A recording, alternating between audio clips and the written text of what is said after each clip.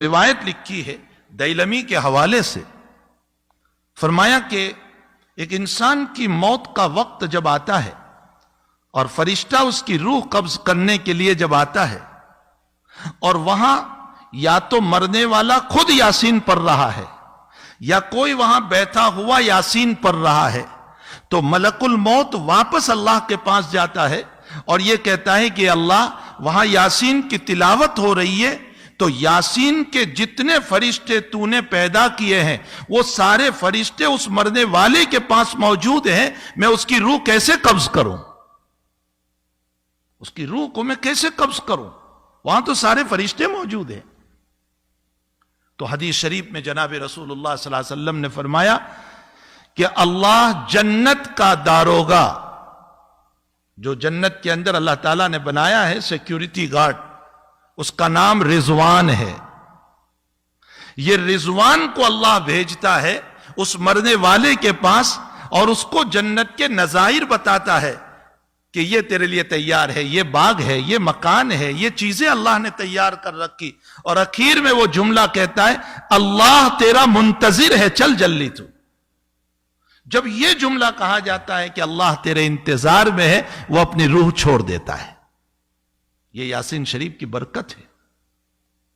حدیث شریف میں آتا ہے کہ موت کے موقع پر اگر یاسین شریف کی تلاوت کی جائے تو روح کے نکلنے میں بہت آسانی پیدا ہو جاتی، سہولت پیدا ہو جاتی۔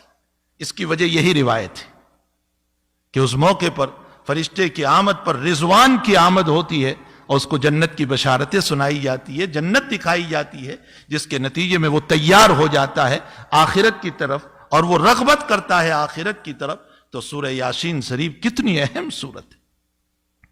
روایتوں میں ہے کہ بیماریوں کو دور کرنے کے لیے سورہ یاسین کی تلاوت ہے، اور اگر زیادہ بیماری ہے تو عروس القرآن پڑھو۔ عروس القرآن کا معنی سورہ رحمان، سورہ رحمان پڑھو۔ اور اگر لا علاج بیماری ہو گئی، ڈاکٹر نے منع کر دیا کینسر ہے اچھا نہیں ہوگا، ایڈز ہے اچھا نہیں ہوگا، فلاں بیماری ہے اچھی نہیں ہوگی، یہ وبا چل رہی ہے اور لنگز سارے ڈاؤن ہو چکے ہیں، اب یہ اچھا نہیں ہوگا، تو اللہ کے حبیب نے فرمایا سورہ تغابن پڑھو، اللہ لا علاج مرض کو اچھا کر دے گا۔ کتنی دیر لگتی ہے سورہ تغابن؟ 2 رکوع کی سورت ہے۔ یاسین شریف، سورہ رحمان، سورہ تغابن، ان سورتوں کے اندر اللہ نے کتنے فضائل رکھے۔ اور اگر الحمد شریف، اللہ اکبر، اللہ تعالیٰ قرآن کریم میں الحمد شریف کے باب میں یوں فرماتے ہیں کہ سبع المثانی والقرآن العظیم، فرمایا پورا قرآن اگر آپ کو دیکھنا ہو تو الحمد شریف ہے۔ اسی لیے روزانہ اہتمام کیا جائے الحمد شریف کے باب میں۔ مجدد الفسانی رحمت اللہ علیہ فرماتے ہیں کہ جیسے تیل ہوتا ہے، پیٹرول اور ڈیزل، یوں ڈالو اور بھڑک اٹھتا ہے، فرمایا سورہ فاتحہ وہ ایندھن ہے کہ یوں پڑھو گے اور اللہ تمہیں شفا دے دے گا، بشرطے کہ سچے دل سے پڑھو، یقین ہو اللہ تعالیٰ پر۔ نبی علیہ الصلوۃ والسلام کا معمول گرامی تھا کہ ہر نماز کے بعد، چاہے اس کے بعد سنتیں ہو یا سنتیں نہ ہو، سنتیں ہیں تو سنتوں کے بعد، اور سنت نہیں ہے تو فرض کے بعد، حضرت کا معمول تھا آیت الکرسی پڑھتے تھے ایک مرتبہ، تو آیت الکرسی پڑھی جائے۔ سورہ ناس اور فلق کے باب میں لکھا ہے کہ جو انسان ہر نماز کے بعد سورہ ناس اور فلق کو پڑھے گا، اللہ حاسدین کے حسد سے، جناتوں کے شرارتوں سے، بد اخلاق انسانوں کی شرارتوں سے اللہ اس کی حفاظت کرے گا۔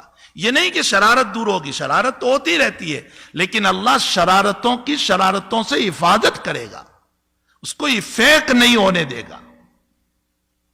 ایک حدیث شریف میں حضور پاک صلی اللہ علیہ وسلم نے فرمایا اگر تمہاری دنیا کے باب میں مسئلہ یہ ہو گیا کہ آمدنی کم ہو گئی، حالات ٹھیک نہیں ہے، ضرورتیں پوری نہیں ہو رہی ہے، آج سارے لوگ کہہ رہے ہیں نا ضرورتیں پوری نہیں ہو رہی ہے، آمدنی کم ہو گئی ہے، دکان ٹھیک نہیں چل رہی ہے، جاب نہیں مل رہا ہے، پریشانیوں میں مبتلا ہو گئے، اللہ کے نبی فرماتے روزانہ سورۃ الواقعہ کی تلاوت کرو، اس سورہ واقعہ کی برکت سے اور میں مسجد میں بیٹھ کر قسم کھا کر کہتا ہوں ہفتہ نہیں گزرے گا اللہ راستہ کھول دے گا.